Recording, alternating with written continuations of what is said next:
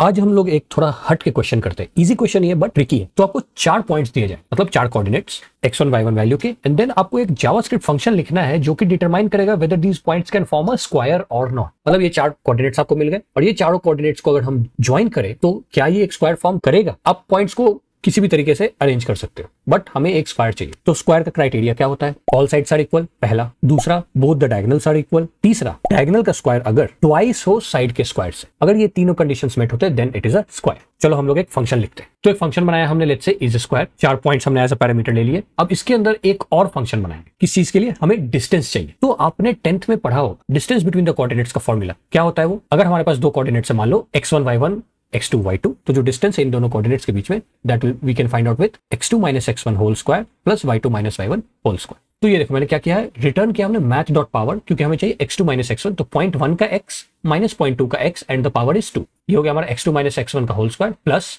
y1 या फिर y2 - y1 का होल स्क्वायर। ये हमने रिटर्न कर दिया। तो ये हमारा 2 कोऑर्डिनेट्स के बीच का डिस्टेंस निकल गया। अब ध्यान से देखना यहाँ पे, अब हम लोग एक एरे बनाएंगे। ये एरे जो है वो कॉम्बिनेशन है ऑल द पॉइंट्स का। जैसे हमने सारे पॉइंट्स को लेकर उनके बीच का डिस्टेंस निकाल लिया है। P1 P2 के बीच, P1 P3 के बीच, P1 P4 के बीच, P2 P3 के बीच, P2 P4 and then P3 P4। ये सारे कॉम्बिनेशन से हम लोग डिस्टेंस निकाल लिए, क्योंकि हमें पता नहीं है ना which are the sides of the square. कोई भी कॉम्बिनेशन काम कर सकता है। अब ये एरे को हम लोग क्या करेंगे, सॉर्ट करेंगे। कैसे? तो we just have to subtract a minus b. हमने सॉर्ट किया डिस्टेंसेस डॉट सॉर्ट पे, 2 वैल्यूज को उठाते चले गए और दोनों को सब्ट्रैक्ट करते चले गए। तो ये सॉर्ट हो जाएगा हमारा इंक्रीजिंग ऑर्डर में। अगर इक्वल भी हुआ कुछ वैल्यूज तो वो साथ में रहेंगे, एंड देन जो बड़ा होगा वैल्यू वो एट द एंड आ जाएगा। अब हम लोग एक कंडीशन डालें कि हमारे डिस्टेंसेस का जो 0th इंडेक्स पे है वैल्यू, वो 0 तो नहीं है। अगर 0 है तो डिस्टेंस बिटवीन 2 पॉइंट्स तो 0 हो गया। तो अगर कोई भी एक साइड जो है वो 0 निकल गया, 2 पॉइंट्स ओवरलैप कर रहे हैं, तो वो स्क्वायर कैसे बनेगा? इसलिए रिटर्न फॉल्स। नहीं तो हम लोग बस वो तीनों कंडीशंस को चेक करेंगे। कैसे? डिस्टेंसेस ऑफ 0 अगर इक्वल है डिस्टेंसेस ऑफ 1 के, देन डिस्टेंसेस ऑफ 1 जो है वो 2 के इक्वल है,